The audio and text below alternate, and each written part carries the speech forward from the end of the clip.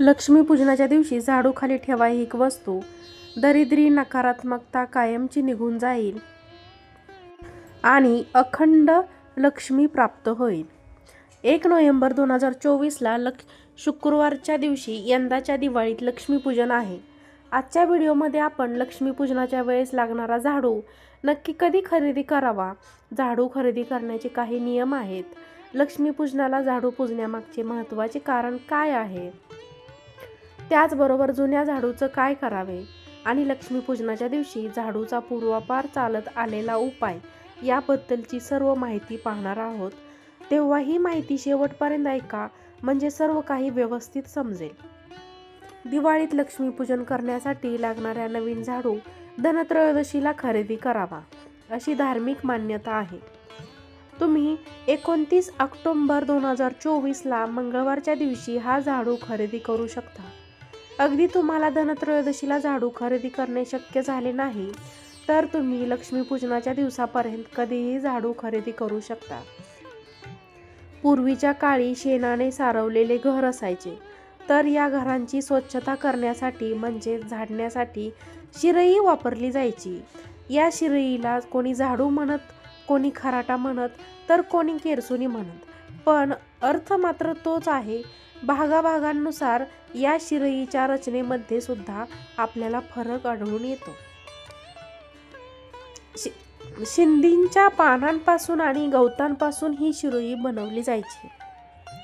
त्यामुळे शिरई घेण्याचा हा एक काळ असायचा. दिवाळीच्या दिवसांमध्ये म्हणजेच लक्ष्मीपूजनाच्या निमित्ताने 2 शिरई खरेदी केल्या जायच्या आणि त्याच वर्षभर वापरल्या जायच्या. म्हणजेच एक खराब झाली की दुसरी वापरायला काढायची. अशा पद्धतीने 2 शिरया या संपूर्ण वर्षभर वापरल्या जायच्या. आता या शिरयांची किंवा केरसुणींची जागा लांब झाडूने घेतली आहे किंवा विविध अशी उपकरणे आहेत जी लाईटवर चालतात आणि सर्व धूळ एका मशीनमध्ये जमा करून घेतात आणि आपण फक्त त्यातला ट्रे काढायचा आणि कचऱ्यामध्ये त्यातला कचरा ओतून काढायचा. अशा पद्धतीने बऱ्याच महिला आधुनिकतेकडे वळल्या आहेत. पण तरीही एक पारंपरिक महत्त्व आहे, म्हणून तुम्ही मोठी किरसुणी घेण्याऐवजी एक छोटा कुंचा मिळतो, म्हणजे छोटी किरसुणी मिळते, ती घेतली तरी सुद्धा चालेल. पण तरीही त्याचबरोबर तुम्ही एक झाडूचं फळ घ्या. हे झाडूचं फळ तुम्हाला झाडू विकणाऱ्या लोकांपासून आठवणीने घ्यायचं आहे.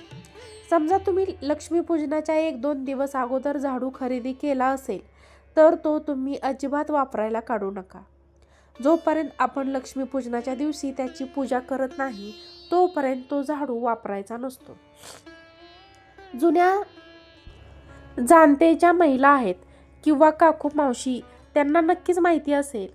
पण ज्या आत्ताच्या काळातल्या मुली आहेत किंवा नवशिक्या गृहिणी आहेत त्यांना आपण म्हणू शकतो किंवा ताई म्हणू शकतो, त्यांना कदाचित ही माहिती नसेल. त्यामुळे या व्हिडिओच्या माध्यमातून मी तुम्हाला माहिती नक्कीच या व्हिडिओ माध्यमातून देणार आहे. त्याचबरोबर पूजा करण्याच्या अगोदर हा झाडू खाली जमिनीवर ठेवू नये. एखाद्या पिशवीमध्ये ठेवून तो झाडू कुठेतरी ठेवून द्या, पण खाली जमिनीवर ठेवू नये. लक्ष्मीपूजनाच्या दिवशी याची पूजा आपल्याला करायची आहे आणि तेव्हाच आपल्याला हा उपायसुद्धा करायचा आहे. तुमच्याकडे आत्तापर्यंतचे वापरलेले झाडू असतील, जे खराब झालेले झाडू असतील, तर ते झाडू एखाद्या पिशवीत घालून कुठेतरी ठेवून द्या आणि दिवाळीनंतर तुम्ही तो झाडू जमिनीमध्ये पुरून देऊ शकता. कारण हे झाडू वनस्पतीपासून तयार झालेले असतात आणि निसर्ग जो आहे, जो त्याने आपल्याला बहाल केलेल्या वस्तू कधीही स्वीकारायला तयार असतो. त्यामुळे मातीमध्ये तुम्ही तो पुरून द्या. कारण झाडूकडून जो आहे तो झाडू फेकू नये किंवा जाळू नये, नाली गटारी या ठिकाणी फेकू नये अशी मान्यता आहे. आणि बरोबर आहे, आपण ज्याला लक्ष्मी मानतो, लक्ष्मी म्हणून पूजतो किंवा जो आपल्या घरातील अस्वच्छता दूर करतो, अलक्ष्मी घालवण्याचे काम करतो, त्याला आपण गरज संपल्यावर असं फेकू नये. ज्यांच्याकडे प्लॅस्टिकचे लांब दांडी असलेले झाडू असतील तर तुम्ही ते पाठीमागचा प्लॅस्टिक काढून सामानामध्ये फेकून देऊ शकता. आणि जो झाडूचा पुढचा भाग असतो तो तुम्ही जमिनीत पुरून दिला तरी चालेल. तसा जुना झाडूचा वापर दृष्ट वगैरे काढण्यासाठी देखील केला जातो. त्यामुळे तुम्हाला जुना झाडू जपून ठेवायचा असेल तर तुम्ही तसं देखील करू शकता. आता आपण लक्ष्मीपूजनाला पूजल्या जाणाऱ्या झाडूचा धार्मिक महत्त्व काय आहे ते जाणून घेऊया. लक्ष्मीपूजनाच्या दिवशी लक्ष्मीचं निसारण केलं जातं. समुद्र मंथनात हाल विषानंतर ज्येष्ठा अलक्ष्मीचा जन्म झाला. कल्की पुराणानुसार लक्ष्मी म्हणजे कली राक्षसाची दुसरी पत्नी, अधर्म आणि हिंसेची मुलगी, मृत्यूची अधर्माची ती माता आहे. माता लक्ष्मीची ती मोठी बहीण असून माता लक्ष्मी कशी आहे आणि अलक्ष्मी कशी आहे, आळस, खादाडपणा, मत्सर, क्रोध, ढोंगीपणा, लोभ आणि वासना, त्याचबरोबर असत्य, स्वतः स्वच्छता आणि ती भ्रष्टाचार, अज्ञान याची ती देवता आहे.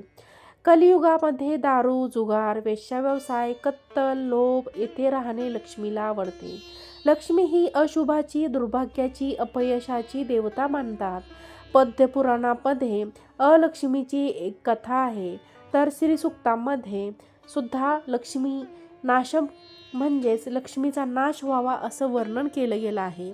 लक्ष्मीपूजन सुद्धा आपण त्यासाठीच करतो की अलक्ष्मीला आपल्याला घरातून बाहेर काढायचं आणि लक्ष्मीचं पूजन करायचं. आपल्या माता लक्ष्मीचे वाहन जसे घुबड आहे किंवा ती कमळामध्ये सुद्धा वास्तव करते, त्याच पद्धतीने तिच्या बहिणीचा म्हणजेच अलक्ष्मीचं वाहन गाढव आहे. तिच्या हातामध्ये झाडू आहे, ते तिचं आयुध म्हणून ओळखलं जातं.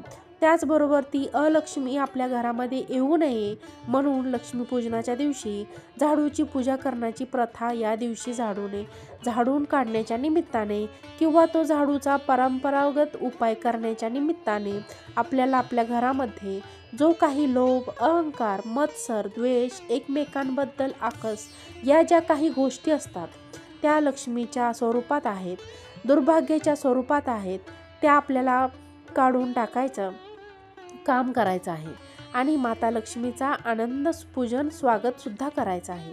आता आपण नवीन झाडूची पूजा कशी करावी आणि उपाय कसा करावा याबद्दल माहिती पाहूयात. आपल्याला लक्ष्मीपूजनाच्या दिवशी संपूर्ण पूजा मांडायची आहे. त्यामध्ये आपण बऱ्याच गोष्टी ठेवतो. त्यासोबत आपल्याला झाडूसुद्धा लक्ष्मीपूजनाच्या स्वरूपात ठेवायचा असतो, कारण मातीच्या मूर्तीपेक्षा सुद्धा झाडूला जास्त महत्त्व दिलं आहे. कारण आपल्या घरामध्ये जाळी जळमटल, लहान कचरा किंवा स्वरूपात अलक्ष्मी बाहेर काढण्याचे काम हे लक्ष्मी माता म्हणजेच आपल्या घरातील झाडू काम करत असतो.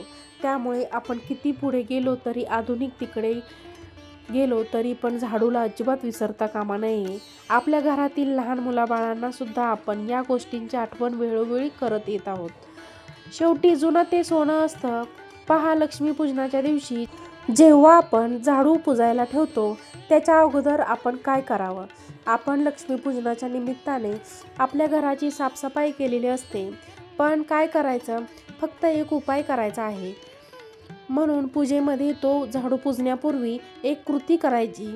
फक्त नावापुरतीच आपण ती कृती करू शकतो, कारण आपण पूजेच्या निमित्ताने आपल्या घराची संपूर्ण साफसफाई केलेली असते. आपण घर झाडून काढलेलं असतं, स्वच्छ केलेलं असतं, छानपैकी पुसूनसुद्धा काढलेलं असतं. त्यामध्ये तो झाडू आपल्याला हातामध्ये घ्यायचा. आपल्या घरातील महिलांना आपण माता लक्ष्मीचा दर्जा देतो, त्यामुळे महिलांनीच हे काम करायचं. महिलांनी जणू काही तुम्ही ती खोली झाडताच अशा पद्धतीने कृती करत म्हणजे झाडूत मुख्यतः दरवाजाच्या उंबरठ्याजवळ जायचं किंवा ज्या खोलीत तुम्ही पूजा मांडलेली आहे त्या खोलीचा उंबरठा जवळ झाडायचं आणि झाडूदारातून बाहेर हात करत तो झाडू बाहेर धडकल्यासारखं कृती करायची. आपण तो झाडू आपटू शकत नाही किंवा उंबरठ्यावर मारू शकत नाही, कारण त्याची अजून आपण पूजा केलेली नाही. तर इतर वेळेस आपण झाडू मारताना या गोष्टी करतो, पण या लक्ष्मीपूजनाच्या दिवशी आपल्याला असं करायचं नाही. झाडू आपण झटकतोय म्हणजे काय करतोय, अलक्ष्मीला बाहेर काढतोय. आपल्या घरातील दुर्भाग्य, जाळी जळमटं आपण कायमची बाहेर फेकून देतोय, दरिद्रीला घालवतोय, लक्ष्मीला पण हकलून देतोय. अशा पद्धतीनं तो झाडू आपल्याला फक्त बाहेर झटकवल्यासारखं कृती करायची आणि तुम्हाला झाडू बरोबर जो काही फळ दिलेला असतो, म्हणजे झाडूचा बारीक असा तुकडा किंवा झाडूचं जे काही मोडून दिलेलं गवत असतं ते तुम्हाला अलक्ष्मी आहे म्हणून बाहेर फेकून द्यायचं आहे.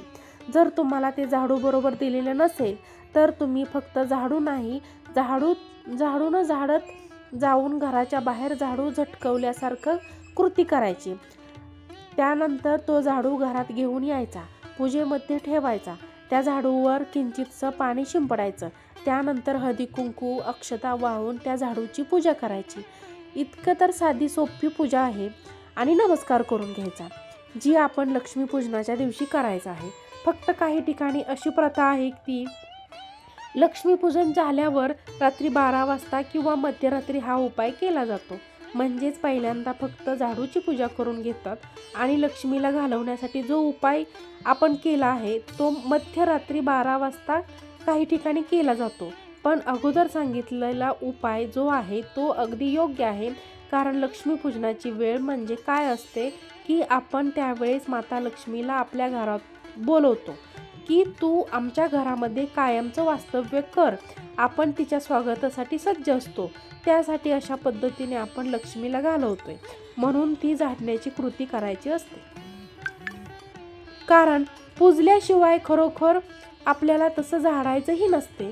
पण इथे आपण स्वच्छता तर केलीच असते, पण फक्त लक्ष्मीला घालवायचे म्हणून फक्त कृती करावी आणि अलक्ष्मीला बाहेर घालवून माता लक्ष्मीला आपण घरात बोलवतोय, तिचे स्वागत करून घरात घेतोय आणि घरात घेतलं की त्यानंतर आपण तिची पूजा करतोय, तिची सेवा करतोय. अशा अर्थाने ही कृती किंवा हा उपाय अगोदर केला जातो.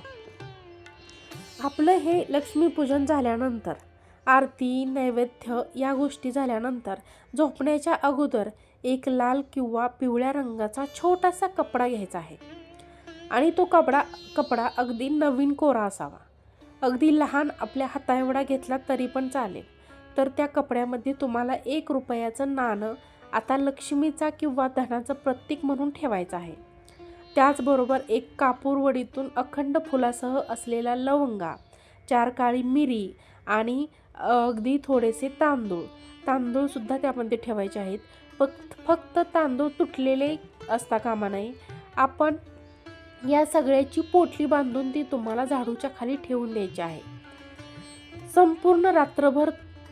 दुसऱ्या दिवशी जेव्हा आपण लक्ष्मीपूजनाची उत्तर पूजा करतो त्यावेळेस त्या झाडूकडून ती पोटली झाडू खालून काढायची आहे आणि ती पोटली सोडायची. त्यामध्ये जो 1 रुपयाचं नाणं आहे ते धनाचे प्रतीक म्हणून किंवा माता लक्ष्मीचा आशीर्वाद म्हणून ते तुम्हाला तुमच्या तिजोरीमध्ये ठेवायचं आहे, अगदी कायमचं सांभाळून ठेवायचं आहे. त्यानंतर त्या पोटलीमध्ये बारीक जे साहित्य आहे, बाकीचे जे साहित्य आहे जसं की तांदूळ असेल, कापूरवडी असेल किंवा 2 लवंगा असतील, हे ते सर्व साहित्य एका पंक्तीमध्ये घेऊन प्रज्वलित करायचं आहे. कापूर असेल, लवंग असेल तर या पदार्थाचा वापर घरातील नकारात्मकता घालवण्यासाठी केला जातो. म्हणजे भलेही आपण आदल्या दिवशी लक्ष्मीपूजन केलं असेल, पण जी काही छोटी मोठी नकारात्मकता घरामध्ये असेल किंवा आपल्या मनामध्ये नकारात्मकता असेल तर ती निघून जावी, वातावरणामध्ये एक प्रकारची शुद्धता यावी, या हेतूने आपल्याला तांदळावर कापूरवडी आणि 2 लवंगा ठेवून त्या प्रज्वलित करायच्या आहेत. आणि आपण जेव्हा तांदळावरती कापूरवडी ठेवून तो कापूरवडी जाळतो तेव्हा ती जास्त वेळ जळत राहतात. या कारणाने तांदळावरती कापूरवडी ठेवून जाळायची आहे.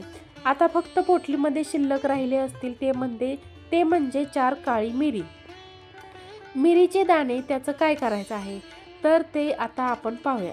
आपल्या घराचा जो मेन दरवाजा असतो ज्याला आपण मुख्य दरवाजा म्हणतो, किंवा कोणीही आलं किंवा पाहुणेरावळे किंवा शेजारी पण त्याच घरामध्ये येतात तर त्या दारापाशी जाऊन उभं राहायचं. आपलं तोंड घराच्या दिशेने असलं पाहिजे. घरात आपण आत येतोय अशा पद्धतीने आपल्याला उभं राहायचं आहे आणि जिथे आपण दरवाजाला तोरण लावतो तिथून ते खाली उंबरठ्यापर्यंत तुम्हाला ते 4 काळी मिरीचे दाणे हातात घेऊन 7 वेळा उतरवायचे आहेत. म्हणजेच काय, एक प्रकार तुम्ही घराची दृष्ट काढत आहात अशा प्रकारे कृती करायची आहे. आणि नंतर 4 दिशांना 4 करून तुम्हाला ते 4 काळी मिरीचे दाणे फेकून द्यायचे आहेत. फेकल्यानंतर मागे वळून पाहायचं नाही, कारण घरात यायचं आहे. हातपाय तोंड स्वच्छ धुवून माता लक्ष्मीला नमस्कार करायचा. तुमच्या घराच्या सुखसमृद्धीसाठी, मुलाबाळांच्या कल्याणासाठी किंवा संपूर्ण कुटुंबाच्या प्रगतीसाठी प्रार्थना करायची आहे आणि त्यानंतर तुम्ही तुमच्या कामाला लागू शकता. लक्ष्मीपूजनामध्ये तुम्ही जो झाडू पुजलेला असेल तर तो झाडू सर्वप्रथम तुम्हाला तुमच्या स्वयंपाकघरामध्ये स्वच्छता करण्यासाठी वापरायचा आहे. म्हणजेच काय, तर त्या झाडूने पहिल्यांदा तुमचे घर झाडायचं. त्यानंतर तुम्ही बाकीचे संपूर्ण घर झाडण्यासाठी किंवा साफसफाई करण्यासाठी त्या झाडूचा वापर करू शकता. झाडू नेहमी आपल्या घरामध्ये अशा पद्धतीने ठेवायचा, ज्या पद्धतीने जाणाऱ्या येणाऱ्याची नजर असली तरी पण त्या झाडावर अजिबात पडता कामा नये. म्हणजेच काय, अगदी सोप्या भाषेत आणि थोडक्यात सांगायचं झालं तर झाडू तुम्हाला लपवून ठेवायचा आहे. फक्त झाडण्याच्या वेळेसच, स्वच्छता करण्याच्या वेळेसच तुम्ही तो झाडू हातात घेऊन तुम्ही स्वच्छता करायची आहे. बाकी वेळेस तुम्ही तो झाडू लपवूनच ठेवायचा आहे असं म्हटलं तरी पण चालेल. आपल्या घरातील ही जी लक्ष्मी असते, झाडूरूपी लक्ष्मी, ती कोणालाही दिसू नये असं म्हटलं जातं. तर हा नियम तुम्हाला सुद्धा आपण पाळला पाहिजे.